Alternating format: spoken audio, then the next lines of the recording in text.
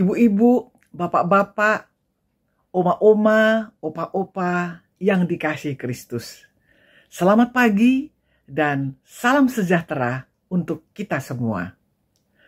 Pagi ini, Selasa 31 Desember, kita sampai di penghujung tahun 2024. Marilah kita mengawali hari ini dengan teduh sejenak dalam saya dan PKLU GPIB membaca Alkitab bersama. Saya Hilda Unu Senduk, anggota pengurus Dewan PKLU GPIB yang berjemaat di GPIB Jemaat Nasaret, Jakarta Timur.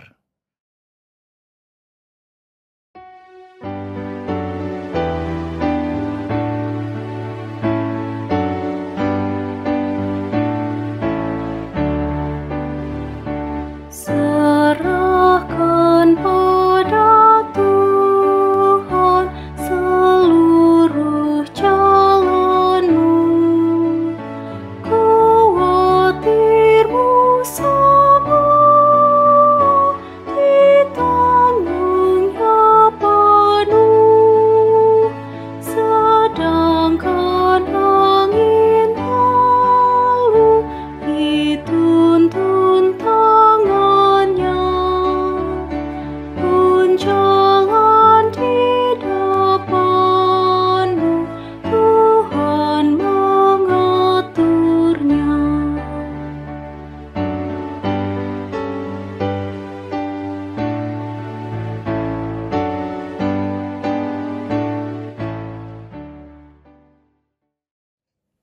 Mari kita awali pembacaan Sabda Bina Umat pagi ini dengan berdoa.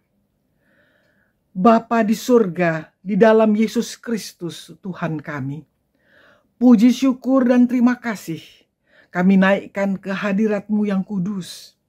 Karena setelah beristirahat semalam, kembali Engkau mau menganugerahkan hari yang baru bagi kami.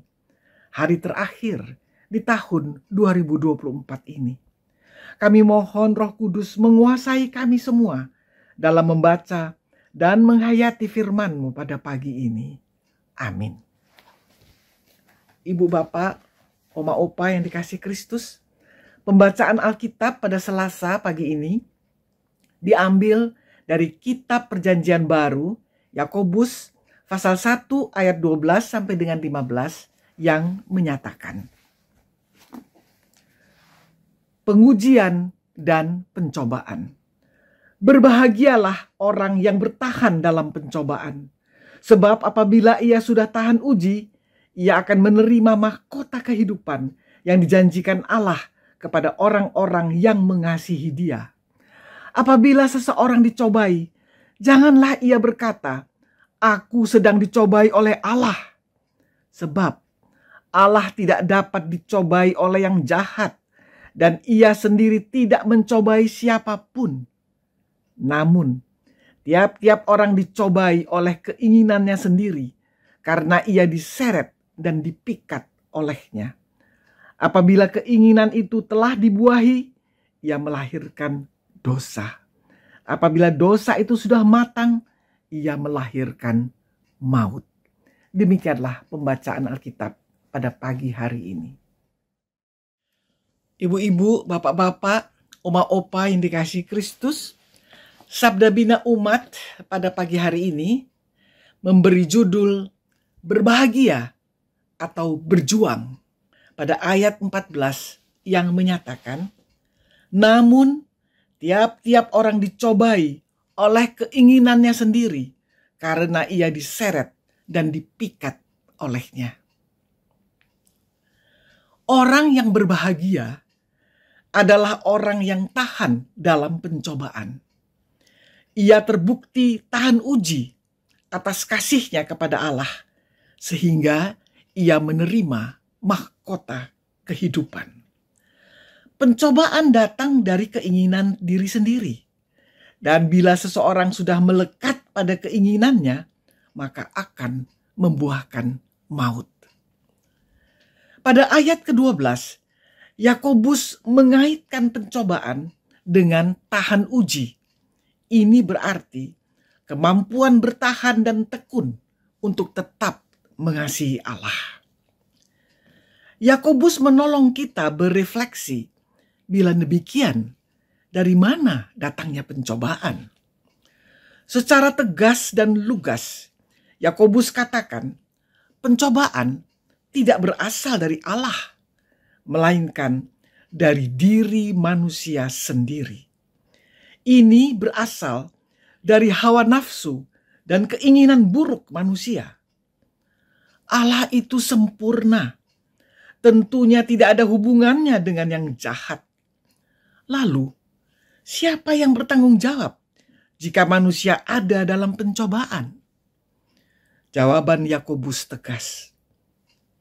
Dirinya sendiri. Akibat dari mengikuti keinginan hawa nafsu adalah dosa. Dosa yang matang menghasilkan maut dan memisahkan manusia dari Allah, sang sumber kehidupan. Hasrat dan keinginan dapat mengganggu rasionalitas dan keputusan yang baik. Oleh karena itu, hawa nafsu harus dikendalikan karena dapat membawa seseorang pada kehidupan yang tidak bermoral. Yakobus mengajarkan pentingnya pengendalian diri dan disiplin moral agar tidak jatuh dalam keinginan-keinginan yang destruktif, yang merusak. Dosa adalah pilihan moral yang dapat merusak relasi kita dengan Tuhan dan sesama. Bila kita menggunakan kehendak bebas dengan mengambil pilihan yang salah, maka kita akan berada pada keterasingan eksistensial dan spiritual. Oma opa, ibu bapak, hari ini kita dimotivasi akan pentingnya ketahanan dan kemampuan bertahan dalam ujian.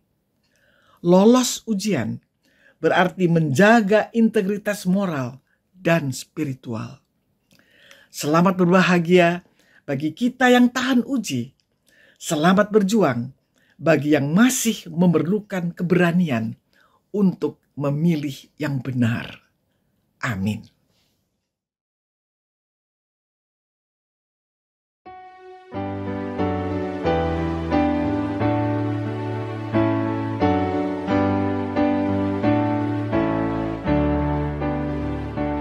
Tetap senantiasa percayalah teguh, tak mungkin kau binasa di pergumulanmu. Tuhanmu mengalihkan yang paling susah pun menjadi kebajikan di jalan hidupmu.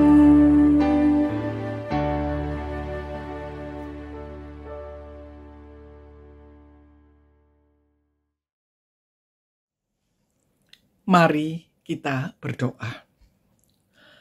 Allah Bapa yang rahmani, kami mengakui bahwa dalam kelemahan dan nafsu yang menguasai diri kami telah jatuh dalam pencobaan, sehingga kami mengalami hidup yang tidak berkenan di hadapan-Mu. Namun Engkau begitu baik, karena Engkau telah memberi kami berkali-kali kesempatan untuk mengubah hidup kami.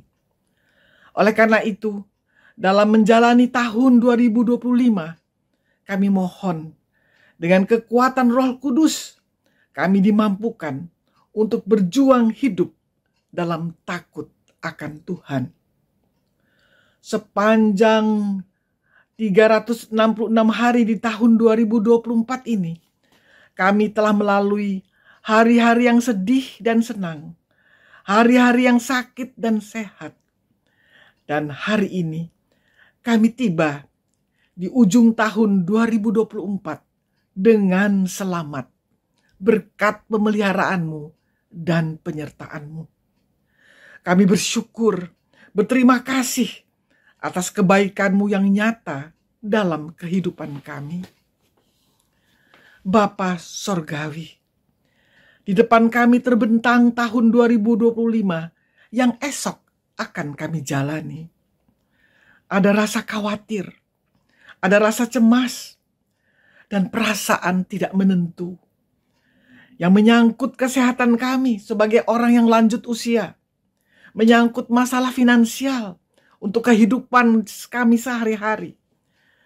Kami juga cemas dan khawatir untuk masa depan anak-anak, cucu-cucu kami.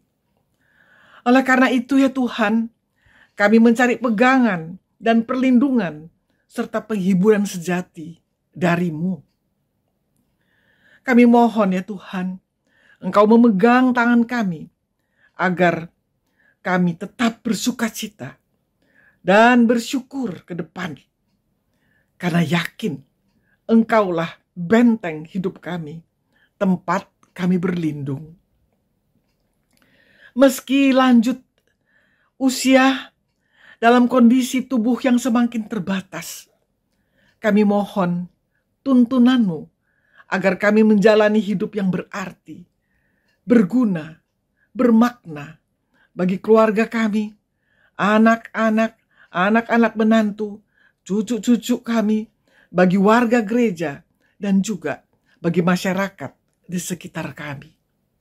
Ya Tuhan, sertailah kami, agar supaya takut akan Tuhan tetap menjadi pegangan kami dalam menjalani kehidupan dalam usia yang lanjut ini. Ya Bapa Surgawi, inilah doa, syukur, dan harapan kami yang hanya kami alaskan. Di dalam nama Yesus Kristus, Tuhan dan Juru Selamat kami. Amin.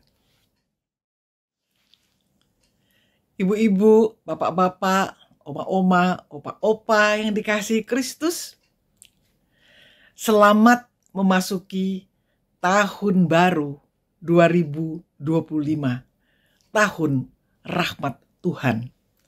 Kita imani Allah, Bapa kita yang Maha Pengasih, akan tetap setia, menyertai dan menggendong kita seperti Ia telah menyertai kita di tahun 2024. Dengan rasa syukur dan sukacita, Dewan PKLU GPIB mengucapkan kepada seluruh anggota PKLU dari Sabang hingga Bau-Bau, selamat tahun baru 2025. Tuhan Yesus, Raja Damai, sumber kehidupan, akan menyertai dan memberkati kita semua. PKLU tetap semangat, pelayanan segar dan hijau. Selamat berjumpa di tahun 2025.